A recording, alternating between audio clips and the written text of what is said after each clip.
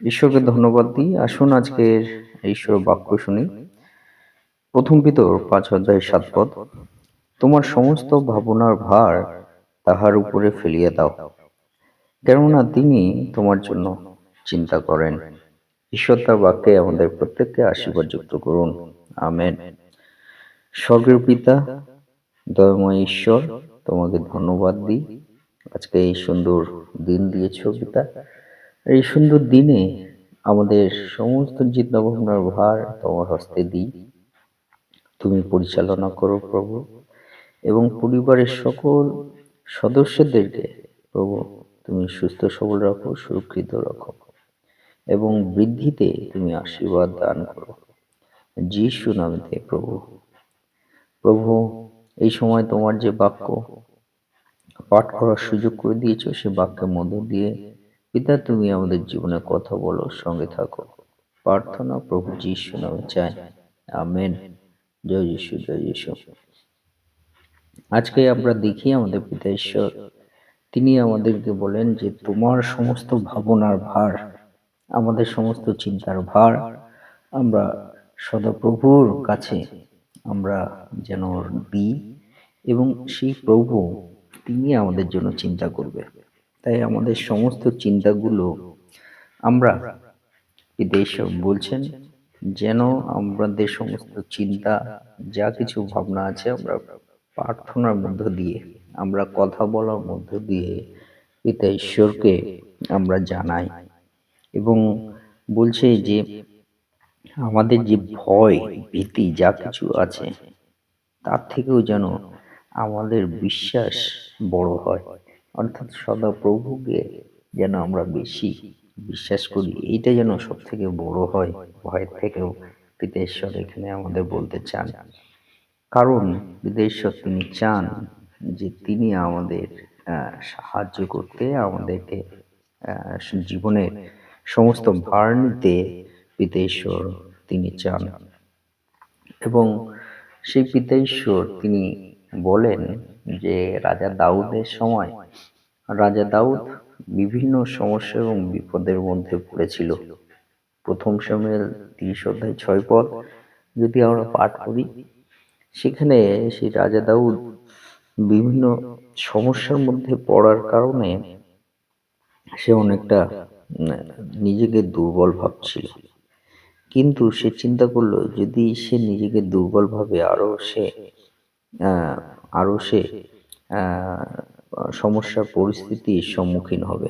তাই রাজা দাউদ তিনি নিজেকে নিজে উৎসাহিত করলো। কি উৎসাহিত করলো? যে ঈশ্বর তারই প্রভু, এবং সেই ঈশ্বর তিনি তার সঙ্গে আছেন। এটা রাজা দাউদ কিন্তু নিজেকে উৎসাহিত করলো যে ঈশ্বর আমার প্রভু, অর্থাৎ আমার কাছে সব থেকে বড় যে বিষয়, যে ঈশ্বর তিনি আমার সঙ্গে আছেন এবং তিনি আমার প্রভু। তাই নিজেকে এইভাবে উৎসাহিত করে তিনি কিন্তু বিভিন্ন বিপদ থেকে তিনি কিন্তু রক্ষা পেয়েছিলেন। তাই আমাদের এই নিজেকেও উৎসাহিত করার দরকার আছে। পিতা ঈশ্বর তিনি কিন্তু রাজা দাউদের জীবনের ঘটনাকে আমাদের জীবনে কিন্তু প্রয়োগ করার বিষয়েও তিনি বলেন, যেন আমরা আমাদের যে সদাপ্রভু, সেই সদাপ্রভুর বিষয় আমরা যেন আমাদের জীবনেও আমরা কিন্তু উৎসাহিত হই। যে সদাপ্রভু তিনি আমার প্রভু, সদাপ্রভু তিনি আমার সঙ্গে আছেন, সদাপ্রভু তিনি আমাকে সাহায্য করবেন, সদাপ্রভু তিনি আমাকে চালাবেন, সদাপ্রভু তিনি আমাকে পথ দেখাবেন, সদাপ্রভু তিনি আমাকে উন্নতি করবেন, সদাপ্রভু তিনি বিপদের মধ্যেও আমাকে মুক্ত করবেন। সেই বিষয়গুলো কিন্তু আমাদের জীবনেও পিতা ঈশ্বর তিনি বলতে চান যে আমাদের জীবনেও কিন্তু সেই রকম ভাবে পিতা ঈশ্বর দেখতে চান রাজা দাউদের মতো। যেমন রাজা দাউদ তিনি নিজেকে উৎসাহিত করেছিল যে সদাপ্রভু তার সঙ্গে আছেন। সে ঠিকভাবে আমাদেরকেও নিজেদেরকে উৎসাহিত করার দরকার আছে। হালেলুয়া। এবং ২ নম্বর বিষয় আমরা যদি দেখি মার্ক তার ৪ অধ্যায় ৩৮ পদে যে শিষ্যরা তারা আ আ ঝড়ের সময় সমুদ্রে তারা গেছিল এবং সেই সমুদ্রের নৌকায় শিষ্যরা ছিল এবং সেই সঙ্গে প্রভু যিশুও তাদের সঙ্গে ছিল। আর সেই সময় প্রবল ঝড়, জলের উচ্ছ্বাস এগুলো হচ্ছিল এবং নৌকা প্রায় ডুবে যাওয়ার মতো অবস্থা। কিন্তু শিষ্যরা আ প্রভু যিশুকে ডাকতে শুরু করলো এবং ডেকে বলল, "আমরা সমস্যার মধ্য দিয়েও আছি।" তাই এই ঘটনা থেকে আমরা দেখতে পারি অনেক সময় যে আমরা প্রভুকে ডাকি তবুও আমাদের জীবনে অনেক সময় ঝড়, তুফান এগুলো আমাদের জীবনে আসে। কিন্তু প্রভু যিশু তিনি বলল যে আমরা যেন তাকে বিশ্বাস করে রাখি, তার উপর ভরসা রাখি।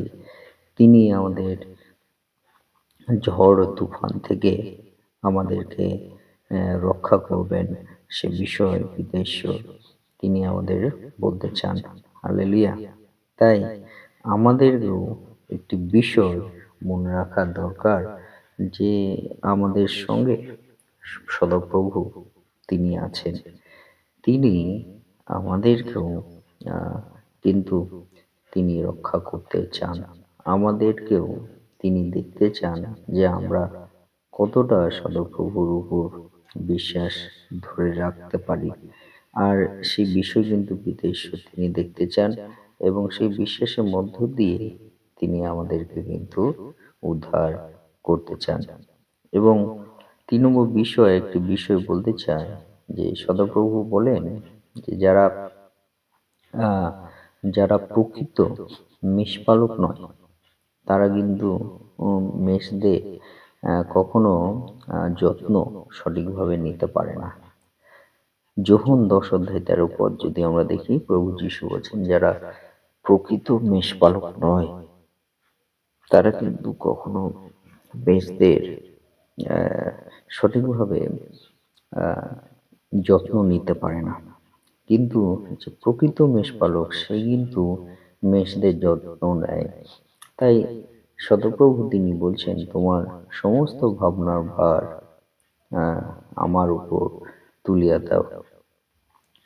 সঠিকভাবে আমাদের সমস্ত ভাবনার ভার সদাপ্রভুতে রাখলে তিনি আমাদের প্রকৃত মেষপালক। তিনি আমাদের সঠিকভাবে যত্ন এবং পরিচালনা তিনি করবেন। পিতা ঈশ্বর কিন্তু সে বিষয় বলেন। তাই আসুন যতজন ঈশ্বরের সন্তানেরা আজকের দিনে সদাপ্রভু তিনি আমাদের কি বলতে চান? সদাপ্রভু তিনি বলতে চান যে আমাদের জীবনে ভয়ের থেকেও বিশ্বাস বড় হোক সদাপ্রভুতে। সদাপ্রভু তিনি বলতে চান যে তোমার জীবনের সমস্ত কথা সদাপ্রভুকে বলো।